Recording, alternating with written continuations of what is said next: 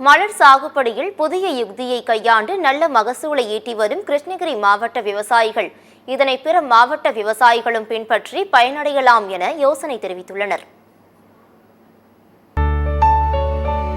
ரோஜா பூக்கள், மாம்பழங்களுக்கு புகழ்பெற்ற கிருஷ்ணகிரி இப்போது செண்டுமல்லி பூக்களுக்கும் புகழ் பெற்றுள்ளது. ராயக்கோட்டை, தேன்கனிக்கோட்டை, கெலமங்கலம், தளி மற்றும் சுற்றுவட்டார பகுதிகளில் சுமார் 1500 ஏக்கர் பரப்பளவில் செண்டுமல்லி மலர் சாகுபடியில் ஈடுபட்டுள்ள விவசாயிகள் புதிய யுக்தியை கையாண்டுள்ளனர். அதாவது LED விளக்குகளின் வெளிச்சத்தில் செண்டுமல்லி பூக்களை வளர்த்து வருகின்றனர். இந்த முறையில் மலர் சாகுபடி செய்வதால் பூச்சி தொல்லையிலிருந்து விடுபட்டு அதிக மகசூல் பெறுவதாகவும் 4 மாதத்தில் பூக்கக்கூடிய செண்டுமல்லி பூக்கள் 1-2 மாதத்திலேயே பூத்து விடுவதாகவும் தெரிவிக்கின்றனர்.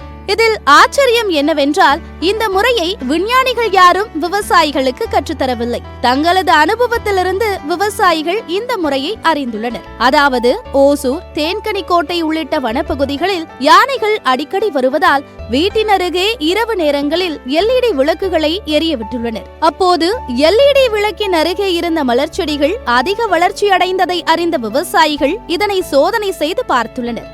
இந்த கிருஷ்ணகிரி மாவட்டத்தில் 1500 ஏக்கர் கிட்டத்தட்ட LED பல்பு போட்டு சாமந்தி செடிகள் வளர்த்துருக்கிறோம்.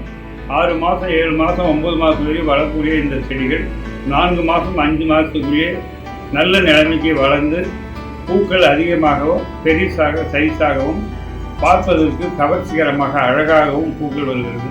ஆகவே இது தொடர்ந்து அனைத்து விவசாயிகளும் பயன்படுத்த ஆரம்பித்திருக்கிறார்கள்.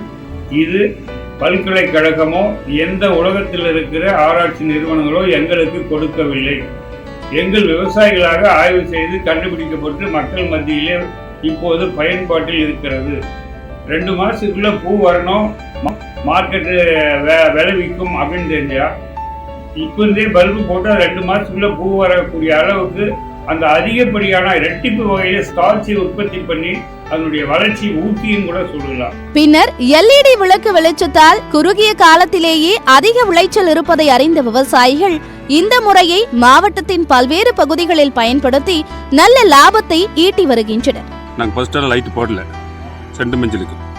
இது ஒரு 10 வருஷமா செய்யுங்க. செண்டு மஞ்சளுக்கு இது வரைக்கும் நாங்கள் லைட் போடாத இருக்கும்போது அறுப்பு ஒரு 3 மாதம் இருக்கும்.